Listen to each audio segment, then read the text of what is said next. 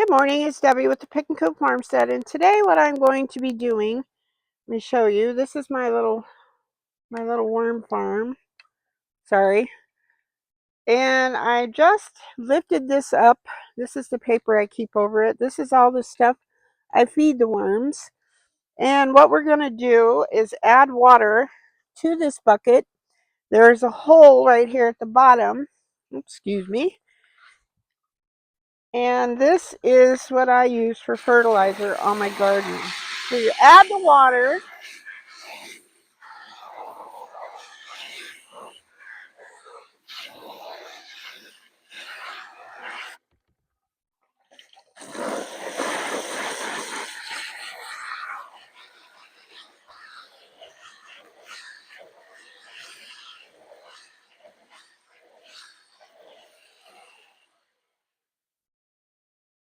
Just keep adding the water, and as you can see, down in the bottom is where all the worm poop is, and it makes what we call worm tea. Then I put this in my 5-gallon bucket, or 4.5. Then I add it to my 1-gallon sprayer, and I'm going to do probably full strength today. It's not going to hurt it. You can spray it right on the plants, and you can pour it around the plants, on the ground. It works either way, and it's all natural, and it's free. Gabby and I gathered the worms in our driveway in the spring rains. They come up to the surface, scoop them up, put them in here. So now let's go out to the garden, and I want to plant some bush beans today. As you can see, I left my sprinkler on all night long. Everything is beautiful, wet, gorgeous. So when you fertilize your garden, I just want to look in here, see what we got going on. This is a cauliflower, so I keep checking it to see if it has a head yet, and it does not.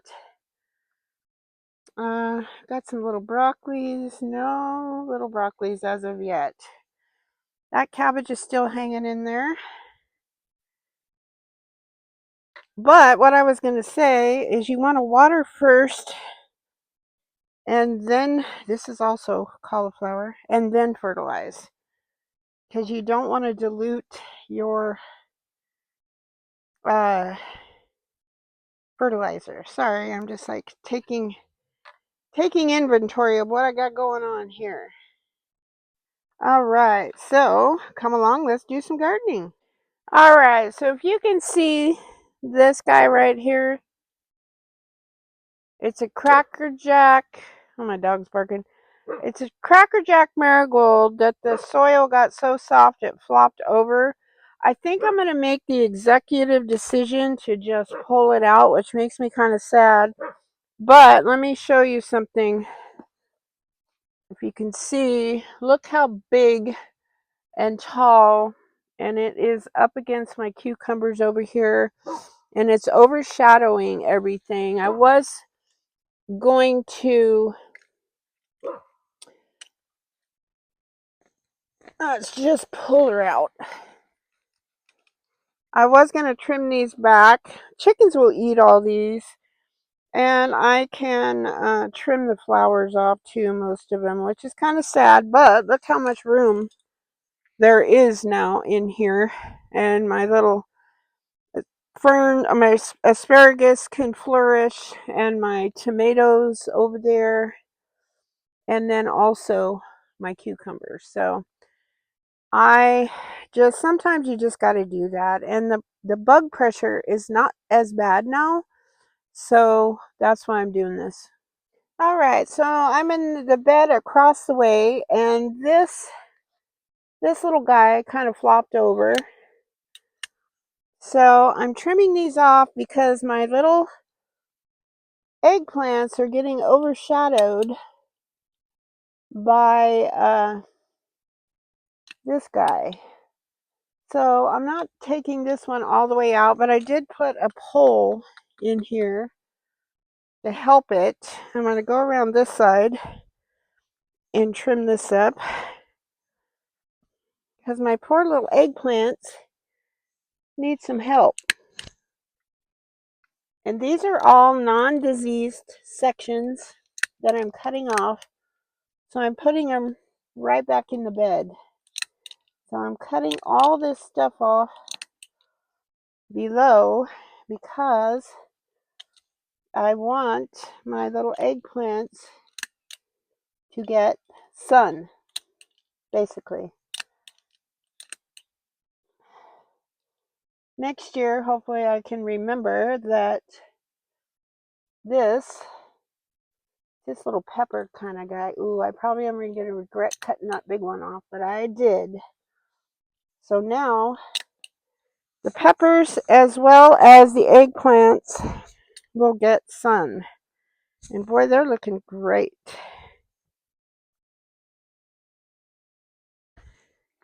Whew, everything's so wet.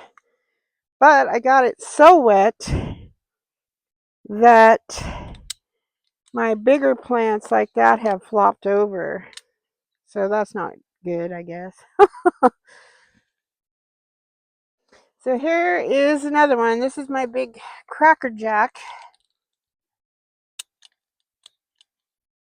I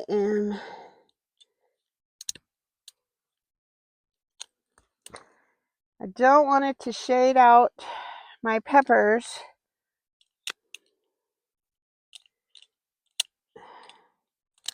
So I'm just cutting these lower branches to where it's, I'm not cutting the main stem, and you can always tell that because it's thick, but we are getting all these guys off.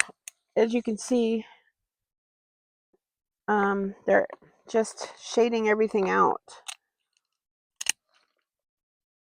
And I think that'll help our peppers immensely.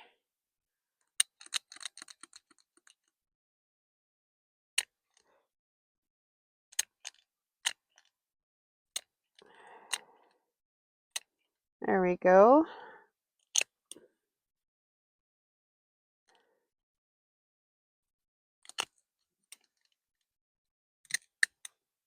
Now I probably want to be careful not to cut too much of the plant off for continuing photosynthesis, but this way the sun's going to be able to get in there and everything will thrive. All right, so that's what we're doing. We're just going along doing all of that. I'm going to need some more poles. Let me show you this mess. They're all leaning over, if you can see them. I need some poles, so I'll be right back. I figured I can tie these guys all to this pole, and let's see what we can do. Maybe tie these guys to this pole. If you can see what I'm doing here. Got to remember, don't go all the way through your, what you call it. I think I can get all these possibly on this pole. So now I'm going to get some twine. Let's stick this right here. Oh, come on. There. All right. So now I'm going to get some twine and tie these up. All right. So this is just leftover baling twine. And you don't need a whole lot. My little cutters here. We always save all this stuff. It's super handy. So I'm going to, let's see, try to get these together without, and tie this loosely. If you do it tight, you will cut your little, whoops, come back here. Cut your little stems in half. And I do a slip knot. That way when I come along, I can just pull this string and boom. So now we're going to get this one done. Let's see. I have made a mess out of my ball here, but that's okay.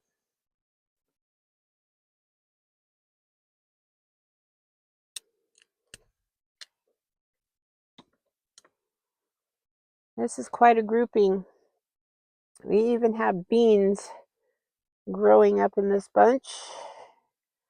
Beans are especially pole beans, are a huge opportunist, man. They'll grab onto anything. Now, in case you accidentally break off a piece of your dill, like I just did, this is still good. You can still dry it and use it. Okay, so that takes care of those guys. So as you can see, these are no longer laying over. They've got a nice pole for support. This guy right here, although he looks like a skeleton, has allowed a lot more room for sun. Sun's already getting in there for the surrounding plants on the ground. Now, if you watched my video yesterday, I was saying I was going to trim back. This thing is ginormous. This parsley that has gone to seed. I don't even know if I should just rip this whole plant out. And to the point where I kind of want to. I think I'm going to. There we go. Look at the root system on this guy. Chickens are going to love it. I've got on this opposite bed over here, I have got all of this. I have 1, 2, 3 regular parsleys and then 1 curly leaf parsley. So if you can see all this, that's a lot of parsley seed. So I think this way, my little plants in this bed, and we're going to trim this, will survive. And then now I'm just trimming up this little marigold right here. Can't see what I'm doing because I'm just chopping away. Now, my little basils can thrive. I thought I was going to have to plant more basil earlier, but this, between this and what's in my other bed over there, is doing quite well. So I kind of, to the point where, oh, there's a little worm right there. Yay, that's a good sign. I will tell you, when I first started gardening out here, this vegetable garden area had laid dormant for I don't even know how many years. And there were 0 worms in here. 0. Now they have come back. Woohoo! So that tells me I'm doing something right. All right, so this is where I took my beets out yesterday. And I'm going to plant these. Livingston is the brand. There's 3 seeds right here. And I'm just going to put 1, 2, 3 right here. These are bush beans. So we'll use these guys up.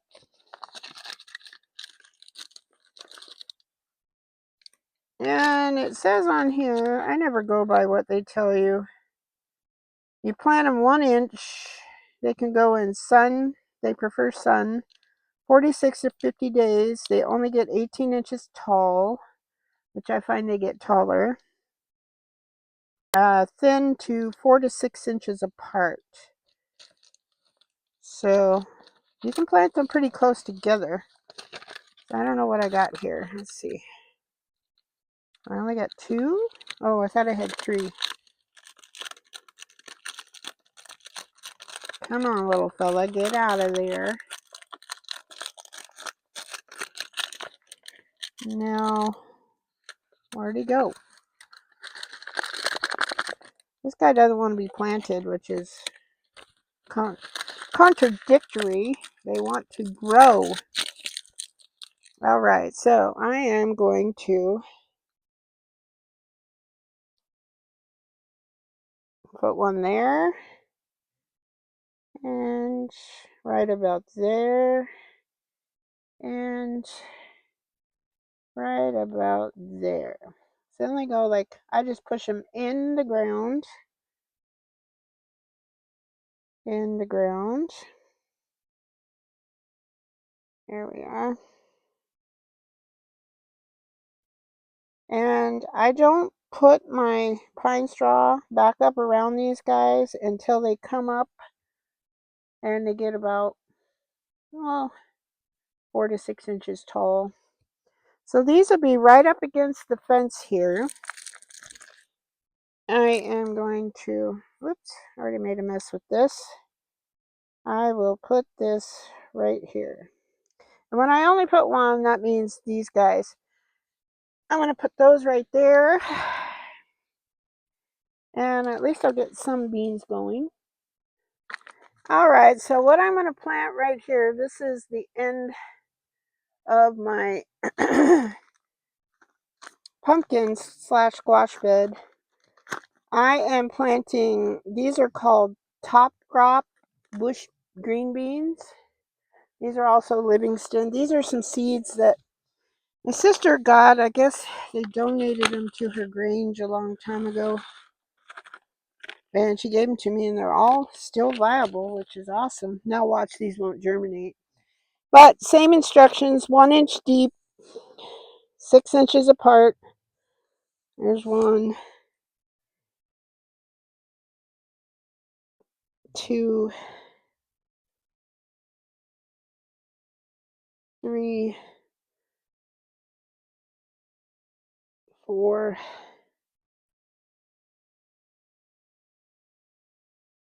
5. I'm going to put one more in here. You know me, I'm always doing overkill. Alright, so there's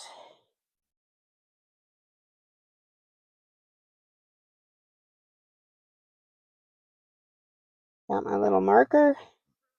Boom. And I will put the rest of these back in here.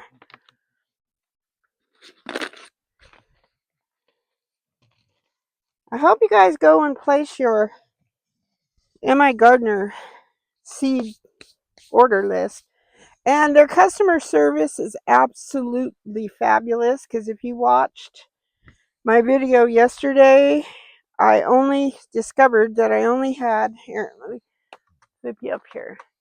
I discovered I only had a few hailstone radish seeds left because I planted them yesterday out here.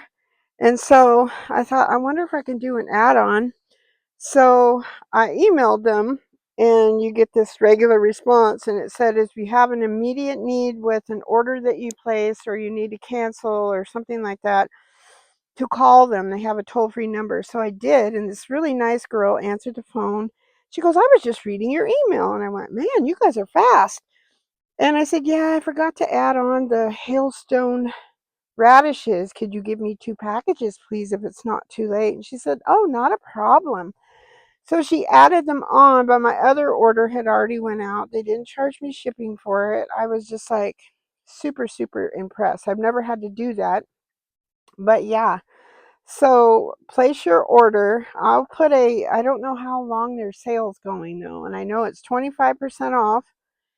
Whatever they have left on their seeds. A lot are sold out, but not as many as I thought. Usually after the season starts, about the mid-season of the summer garden, they start running out of a lot of stuff. They've gotten so popular, and rightly so. Their seeds are amazing. Their germination rate, I've had almost 100% on every single thing. The only thing I think that I had that didn't germinate were due to my error. It had nothing to do with their seeds. They're a small family run business. They are amazing. So you guys got to check them out. I will put a link to their thing in the comment section. So if you have not ordered seeds, order some more, because I started doing it because I needed my fall seeds. Like I need more cauliflower. I was okay on broccoli. I needed some more cabbage. There's a couple different kinds of cabbage I wanted to try.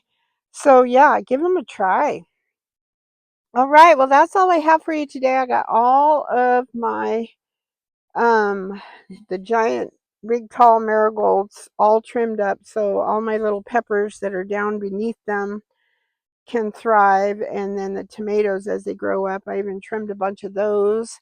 So we got some beans planted, and now I'm going to do some fertilization. So I'm going to add this on to this video, or maybe I'll just do a different video. Well, no, I'll just add it on to this one. I've got to go get my sprayer and I've got to get my worm juice. So I'll be right back. All right, so this is a 1 gallon. You could use bigger if you want. This is manageable weight size for me. I filled it full strength. You pump it up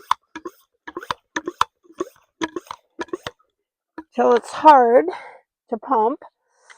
And then you have your spray nozzle. And I don't know if you can see me over here.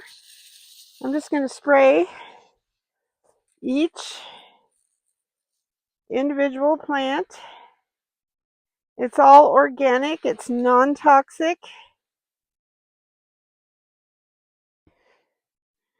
I got to see if my microphone's still on. Yep, good job, microphone.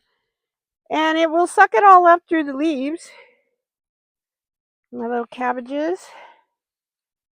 And so you don't have to worry about anything synthetic, because everything that I put in my worm bed is